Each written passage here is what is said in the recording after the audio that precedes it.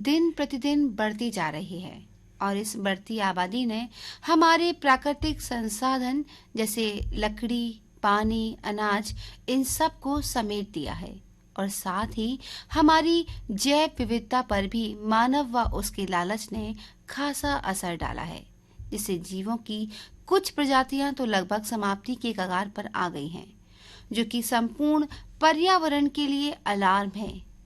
और क्या क्या दुष्परिणाम हैं घटते प्राकृतिक संसाधनों व कमजोर होती जैव व्यवस्था के, जानते हैं आज की वार्ता में, जिसका विषय है क्षीण होते प्राकृतिक संसाधन और कमजोर होती जैव विविधता।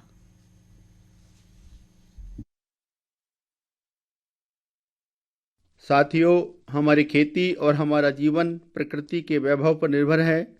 प्रकृति का वैभव प्राकृतिक संसाधनों और जैव विविधता पर निर्भर है। प्रकृति में जड़ जगत और जीव जगत की अनेकों अनेक इकाइयाँ हमारे जीवन की खुशहाली के लिए और हमारी खेती की खुशहाली के लिए दिन रात काम करती रहती हैं।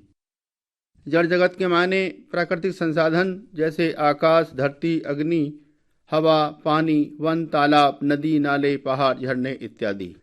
जीव जगत के मायने जैव विविधता जैसे पेड़ पौधे, पशु पक्षी, जीव जंतु, सूक्ष्म जीव, जल में जलचर, थल में थलचर और नभ में नभचर इत्यादि।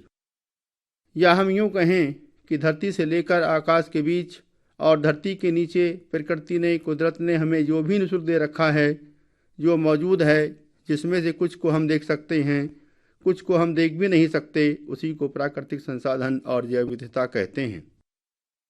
इन प्राकृतिक संसाधनों और जैव विविधता को संभाल कर व संवार कर रखने की हमारी ही जिम्मेदारी है, क्योंकि इन्हीं के ऊपर हमारा जीवन निर्भर है और इन्हीं के ऊपर हमारी खेती निर्भर है।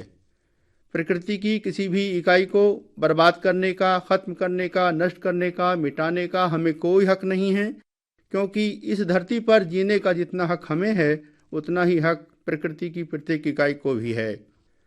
साथियों, आजकल हम जो खेती कर रहे हैं वह रसायन आधारित खेती कर रहे हैं।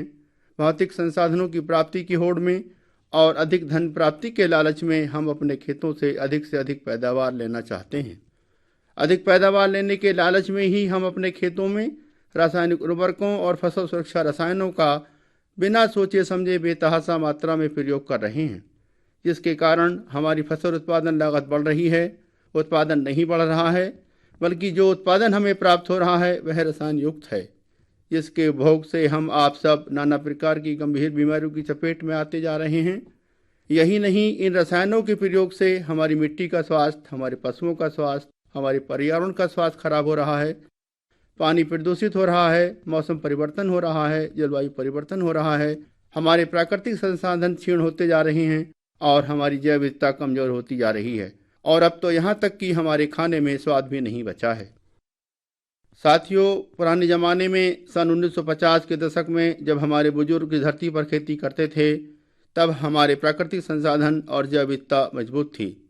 हमारे देश में 1950 के दशक में लगभग 26% भूभाग वनों से आच्छादित था, जो अब घटकर लगभग मात्र 7% बचा है, जबकि कुल क्षेत्रफल के 33% भूभाग पर वन क्षेत्र होने चाहिए।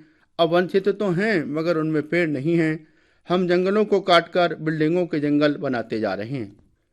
हमारे देश में 1950 के दशक में भूगर्भ जल स्तर लगभग 20 से 50 फुट गहराई तक था, लेकिन अब हमारे द्वारा फसल चक्र नहीं अपनाने के कारण तराई क्षेत्रों को छोड़कर यह बढ़कर 150 से 250 फुट गहरे या उससे अधिक नीचे तक पहुंच गया है।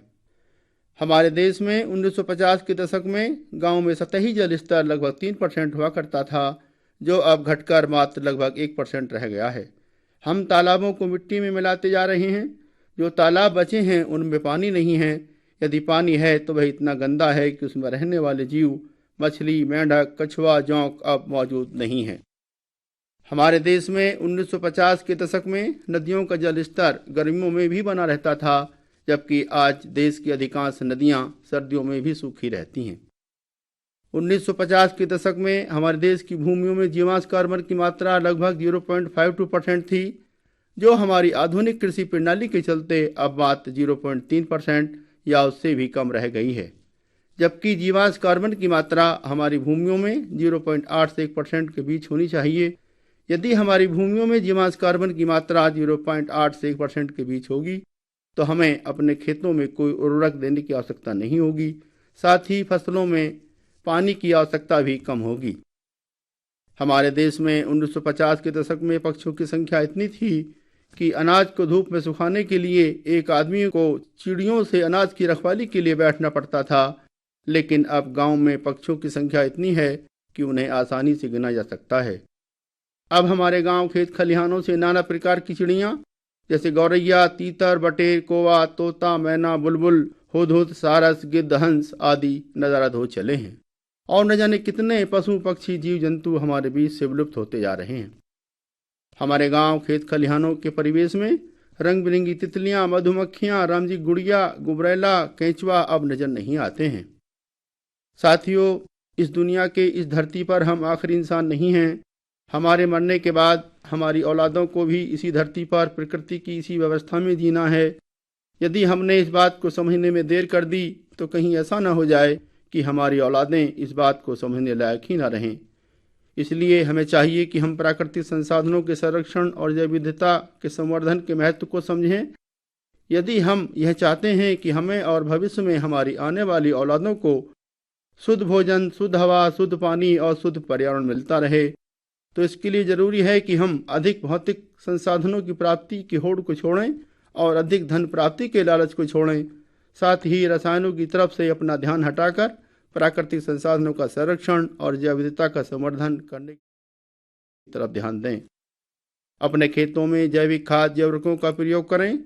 फसल अवशेषों को बिल्कुल न जलाएं। अपने खेतों की मोटी मोटी मेड़ बनाएं ताकि वर्षा का जल खेत से बाहर न जा सके।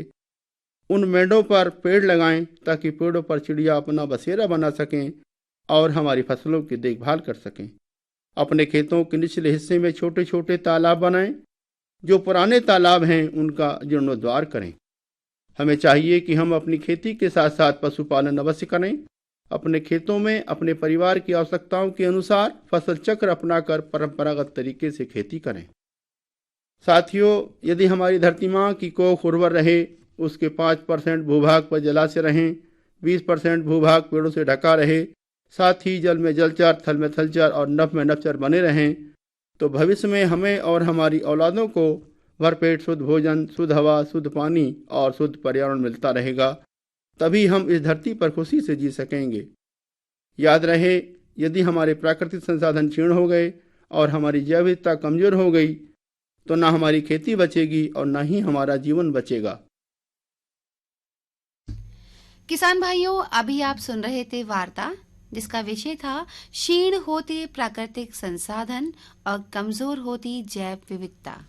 वार्ताकार थे रागिब अली। भाइयों, विश्व में कोरोना का वेरिएंट ओमिक्रॉन अपना